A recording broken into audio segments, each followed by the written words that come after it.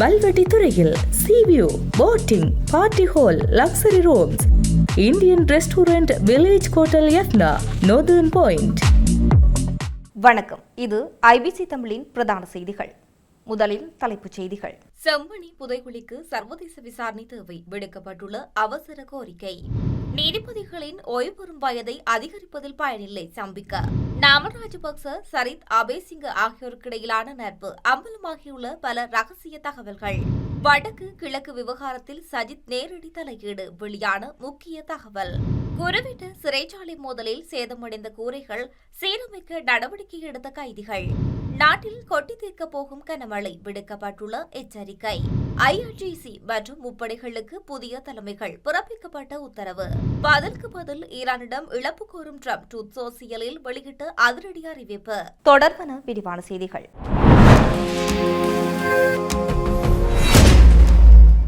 செம்மணி மனித புதைகுழியில் மீட்கப்பட்ட எண்புக்கூடுகள் தொடர்பிலான விசாரணைகளை சர்வதேச நிதியங்களுடன் சர்வதேச அமைப்புகளின் உதவிகளுடன் உடனடியாக ஆரம்பிக்க வேண்டும் என ஜனநாயக தமிழ் தேசிய கூட்டணியின் ஊடக பேச்சாளர் சுரேஷ் பிரேமச்சந்திரன் கோரியுள்ளார். யாழ்ப்பாணத்தில் நடைபெற்ற ஊடக சந்திப்பின் போதே அவர் இவ்வாறு குறிப்பிட்டுள்ளார். செம்மணி மனித புதைகுழியிலிருந்து 500க்கும் மேற்பட்ட எண்புக்கூடுகள் அகழ்ந்தெடுக்கப்படுகின்றது. 100 நாட்களை தாண்டி அகழ்வு பணிகள் முன்னெடுக்கப்பட்டுள்ள போதிலும் இவை தொடர்பான அடுத்த கட்ட நடவடிக்கைகளை நோக்கி அரசாங்கம் ஏதாவது ஏற்பாடு செய்திருக்கின்றதா என்றால் இதுவரை இல்லை. முக்கியமாக இந்த எண்புக்கூடுகளுடைய DNA பரிசோதனைகள் மேற்கொள்ளப்படவில்லை. காணாமல் ஆக்கப்பட்டோரின் குடும்ப உறவினர்களின் DNA பரிசோதனைகளை மேற்கொண்டு காணாமல் ஆக்கப்பட்டவர்களுடைய எண்புக்கூடுகளா என்பதனை கண்டறிய முயற்சிகள் மேற்கொள்ள முடியும். அவற்றை முழுமையாக செய்வதற்கான தொழில்நுட்ப வசதிகள் இலங்கையில் இல்லை என்பதும், அதனை செய்வதற்கான ஆளுநை பற்றாக்குறைகள் இருக்கின்றது என்பதும் உண்மையானது. அதனால் இதில் பாண்டித்தியம் பெற்ற சர்வதேச அமைப்புகளிடம் இது கையளிக்கப்பட வேண்டும். இந்த விசாரணைகள் அல்லது இந்த சோதனைகள் என்பது ஒரு சர்வதேச நியதிகளுக்கு உட்பட்ட வகையில் அந்த முறையில் அது கொண்டு செல்லப்பட வேண்டும் நாங்கள் எதிர்பார்க்கின்றோம்.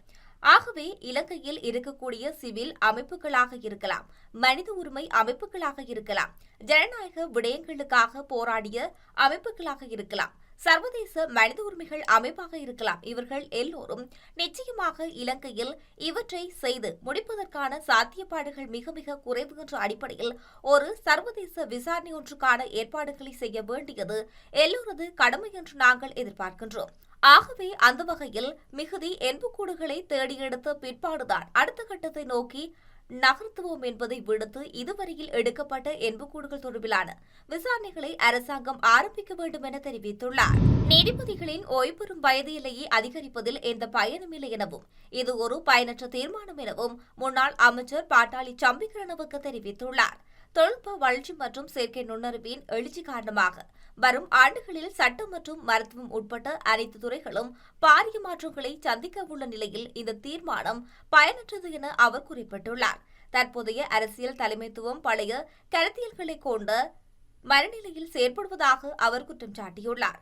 எலோன் மஸ்க் போன்ற உலகளாவிய முன்னணி வல்லுநர்கள் சுட்டிக்காட்டுவது போல் இன்னும் 5 ஆண்டுகளுக்குள் உலகின் அனைத்து செயற்பாடுகளும் தரவு மற்றும் தொழில்நுட்பத்தை அடிப்படையாக கொண்டே இயங்கும் என தெரிவித்துள்ளார். இத்தகையதொரு நவீன யுகத்தில் பழைய மூத்த தலைமுறையினரை முன்னோக்கி கொண்டு வருவதால் எந்த பயனுமில்லை எனவும் அவர் சுட்டிக்காட்டியுள்ளார். தற்போதைய அரசியல்வாதிகள் ஹோமோஜோபியன் தலைமுறையைச் சேர்ந்தவர்கள் கூட அல்லர் என குறிப்பிட்ட அவர் பழைய ஸ்டாலிச பாணியிலான ஒரு அரசாங்கத்தை உருவாக்குவதே அவர்களின் ஒரே இலக்காகும் எனவும் தெரிவித்துள்ளார். ஒரு சர்வஜன வாக்கெடுப்பு மூலம் ஜனாதிபதி மற்றும் பாராளுமன்றத்தின் ஆயுட்காலத்தை நீடித்துக் கொள்வதே இந்த நடவடிக்கையின் முக்கிய இலக்காகும் என குறிப்பிட்டுள்ளார். அதற்கான முதல் படிநிலை ஏற்கனவே எடுத்து வைக்கப்பட்டுள்ளதாக அவர் சுட்டிக்காட்டியுள்ளார். அந்த நோக்கத்தை அடைவதற்காக தமக்கு சவாலாக விளங்கும் எதிர்க்கட்சித் தலைவர்கள் மற்றும் செயற்பாட்டாளர்கள் மீது பொய் குற்றச்சாட்டுகளை சுமத்தி அவர்களை சிறையில் அடைத்து எதிர்க்கட்சியை முற்றிலுமாக அடக்குவதற்கு அரசாங்கம் செயற்பட்டு வருவதாகவும் அவர் மேலும் குற்றம் சாட்டியுள்ளார். போதைப்பொருள் கடத்தக்காரர் என கூறப்படும் ஹரக்கட்டா என்பவரின் மனைவியிடமிருந்து 12 கோடி ரூபாய் லஞ்சம் பெற்ற சம்பவம் தொடர்பாக சிறையில் இருந்து பிணையில் வந்துள்ள சரித் அபேசிங்க முதன் முறையாக வலையொலி தளமொன்றுக்கு வழங்கிய செவ்வியில் தமக்கும் ராஜபக்ச குடும்பத்துக்கும் குறிப்பாக நாமல் ராஜபக்சவுடன் இருந்த நெருங்கிய தொடர்பு மற்றும் அவரிடம் இணைந்து பணியாற்றுமை தொடர்பில் முதலாக பல திடுக்கிடும் தகவல்களை தெரிவித்துள்ளார். 2005 தான் எனக்கு அரசியலில் முதல் நண்பர்கள் கிடைக்கின்றார்கள். லண்டனில் நாமல் ராஜபக்ச அவர் 2005 இலங்கையிலிருந்து லண்டனுக்கு வருகின்றார். அதற்கு பிறகு 2006 முதல் 2008 வரையான காலப்பகுதியை நான் அவர்களோடு கழித்தேன். அதன் பின்னர் 2009 ஆண்டு வரும்போது நான் திரைப்பட தயாரிப்பில் ஈடுபட்டிருந்தேன். அந்த திரைப்படத்தில் பிரிமியர் காட்சி புகைப்படங்கள் வலையொலி தளத்தில் இருக்கின்றன. அந்த பிரிமியர் காட்சியில் நாமல் உட்பட அன்றைய அரசியல்வாதிகள் பலர் கலந்து கொண்டிருந்தனர். அந்த நேரத்தில் நான் இலங்கையின் கலாச்சார குழுவில் இருந்தேன். மஹிந்தியாபா அபேவர்த்தன என்னுடன் லண்டன் வந்தார். அந்த சமயத்தில் ரன்மிதன திரைப்பட கிராமம் தொடங்கப்பட்டிருந்தது. அதன் முதல் தலைவராக நான் இருந்தேன். ஆனால் 2-3 மாதங்களில் அவர்கள் என்னை அதிலிருந்து நீக்கினார்கள்.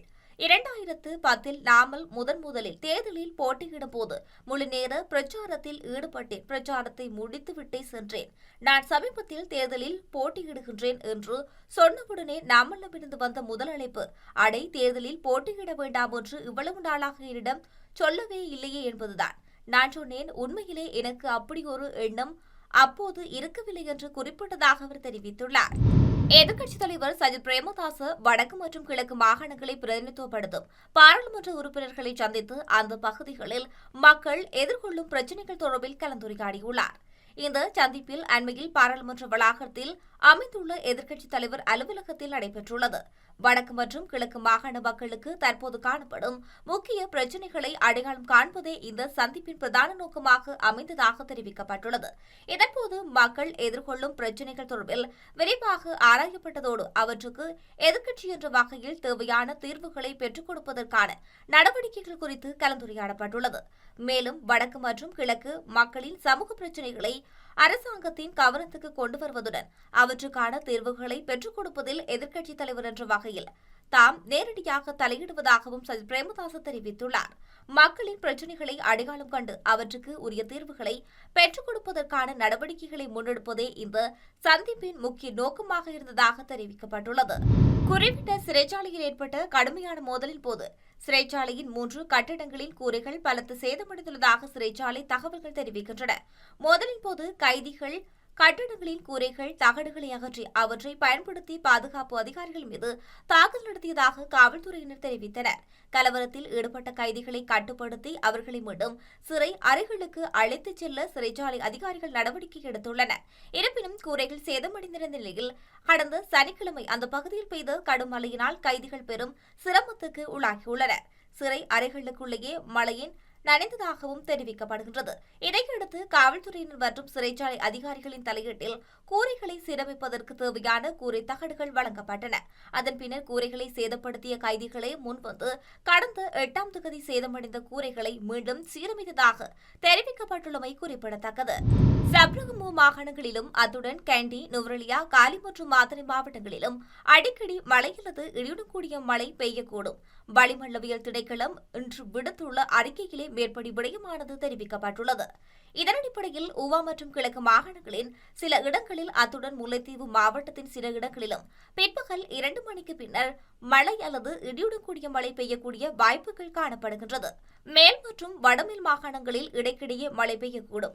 இடியுடன் கூடிய மழை பெய்யும் போது தற்காலிகமாக வீசக்கூடிய பலத்த காற்று மற்றும் மின்னல் தாக்கங்களினால் ஏற்படக்கூடிய பாதிப்புகளை குறைத்துக் கொள்ள தேவையான முன்னெச்சரிக்கை நடவடிக்கைகளை மேற்கொள்ளுமாறு பொதுமக்களுக்கு அறிவுறுத்தல் விடுக்கப்பட்டுள்ளது. ஈரானின் முப்படைகளின் தலைமை அலுவலகம், இஸ்லாமிய புரட்சிகர காவல்படை மற்றும் பசீஜ் அமைப்புகளுக்கு 3 மூத்த ராணுவ தளபதிகள் நியமிக்கப்பட்டுள்ளனர். ஈரானின் உச்ச தலைவரும் ஆயுதப்படைகளின் தலைமை தளபதியுமான முஜ்தபா ஹமேனி இந்த நியமன உத்தரவை பிறப்பித்துள்ளார். அதேபோல் மேஜர் ஜெனரலாக பதவி பெற்ற மஹ்மத் வாஹிதி இஸ்லாமிய புரட்சிகர காவல்படையின் தலைமை தளபதியாகவும் முஸ்தபா இசாதி அதன் துணை தளபதியாகவும் நியமிக்கப்பட்டுள்ளனர். மேலும் IRGC கடற்படை தளபதியாக ரியர் அட்மிரல் அலி ஒஸ்மைம், பசிஜ் அமைப்பின் தலைவராக ஹைசன் தயாப்பும் பொறுப்பேற்றுள்ளமை குறிப்பிடத்தக்கது. எதிர்கால சமாதான பேச்சுவார்த்தைகளின் ஒரு பகுதியாக ஈரானால் பல தசாப்தங்களாக மேற்கொள்ளப்பட்டதாகவும் ஆதரிக்கப்பட்டதாகவும் கூறப்படும் தாக்குதல் மற்றும் அட்டூழியங்களை சுட்டிக்காட்டி அமெரிக்க ஜனாதிபதி டொனால்ட் ட்ரம்ப் ஈரானிடம் இழப்பீடு கோரியுள்ளார். ட்ரூத் சோசியல் தளத்தில் வெளியிட்ட பதிவில் கடந்த 5 மாத போரில் தங்களுக்கு ஏற்பட்ட சேதங்களுக்கு ஈரான் இழப்பீடு கோருவது தொடர்பான யோசனையை சுவாரஸ்யமான யோசனை என ட்ரம்ப் குறிப்பிட்டுள்ளார். அதேவேளை அதற்கு பதிலாக அமெரிக்காவும் ஈரானிடம் இழப்பீடு கோரும் என அவர் தெரிவித்துள்ளார். ஈரான் கோரி வரும் இழப்பீடு தொடர்பான விடயம் அமெரிக்காவுடனான பேச்சுவார்த்தைகளில் ஒருபோதும் குறிப்பிடப்படவில்லை என்று ட்ரம்ப் குறிப்பிட்டுள்ளார். 2000 ஆண்டு ஏமன் துறைமுகத்தில் அமெரிக்க கடற்படையின் வழிகாட்டப்பட்ட ஏவுகணை போர்க்கப்பலான USS கோல் மீது நடத்தப்பட்ட கொடிய குண்டு தாக்குதலை ட்ரம்ப் குறிப்பிட்டுள்ளார். இந்த தாக்குதலுக்கு அல் கொய்தா அமைப்பே காரணம் என தெரிவிக்கப்பட்டுள்ளது. இந்த சம்பவத்தில் 17 அமெரிக்க கடற்படை வீரர்கள் உயிரிழந்ததோடும் 30க்கு மேற்பட்டோர் காயமடைந்தனர். இது ஒரு சுவாரஸ்யமான யோசனை, ஏனெனில் பல மோதல்களிலும் சாலையோர குண்டு தாக்குதலிலும் கொல்லப்பட்ட மற்றும் காயமடைந்த மக்களுக்காக தற்போது நானும் ஈரானிடம் இழப்பு கோருகின்றேன் என தெரிவித்துள்ளார். மேலும் கடந்த 50 ஆண்டுகளில் இடம்பெற்ற பொது எழுச்சி போராட்டங்களின் போது கொல்லப்பட்ட போராட்டக்காரர்களின் குடும்பங்களுக்கும் கடந்த 5 மாதங்களில் கொல்லப்பட்ட 52,000 பேருக்கும் இழப்பீடு வழங்க வேண்டும் என டொனால்ட் ட்ரம்ப் தெரிவித்துள்ளார். எதிர்காலத்தில் நடைபெறும் அனைத்து பேச்சுவார்த்தைகளிலும் இந்த விடயம் உறுதியாக முன்வைக்குமாறு எனது பிரதிநிதிகளுக்கு நான் உத்தரவிட்டுள்ளேன் என ட்ரம்ப் குறிப்பிட்டுள்ளார். செய்தி நிறைவாக மீண்டும் தலைப்புச் செய்திகள். செம்மணி புதைகுழிக்கு சர்வதேச விசாரணை தேவை, விடுக்கப்பட்டுள்ள அவசர கோரிக்கை. நீதிபதிகளின் ஓய்வு பெறும் வயதை அதிகரிப்பதில் பயனில்லை, சம்பிக்க. நாமல் ராஜபக்ச, சரித் அபேசிங்க ஆகியோருக்கிடையிலான நட்பு அம்பலமாகியுள்ள பல ரகசிய தகவல்கள். வடக்கு கிழக்கு விவகாரத்தில் சஜித் நேரடி தலையீடு, வெளியான முக்கிய தகவல். குருவிட்ட சிறைச்சாலை மோதலில் சேதமடைந்த கூரைகள் சீரமைக்க நடவடிக்கை எடுத்த கைதிகள். நாட்டில் கொட்டி தீர்க்கப் போகும் கனமழை, விடுக்கப்பட்டுள்ள எச்சரிக்கை. IRGC மற்றும் முப்படைகளுக்கு புதிய தலைமைகள், பிறப்பிக்கப்பட்ட உத்தரவு. பதிலுக்கு பதில் ஈரானிடம் இழப்பு கோரும் ட்ரம்ப் ட்ரூத் சோசியலில் வெளியிட்ட அதிரடி அறிவிப்பு. இத்துடன் IBC தமிழின் பிரதான செய்திகள் நிறைவு பெறுகின்றன. செய்திகளை உடனுக்குடன் அறிந்து கொள்ள ibctam.com என்ற எமது இணையதளத்தை பார்வையிடுங்கள். வல்வெட்டி துறையில் sea view, boating, party hall, luxury rooms, Indian restaurant, village hotel Yathna, northern point.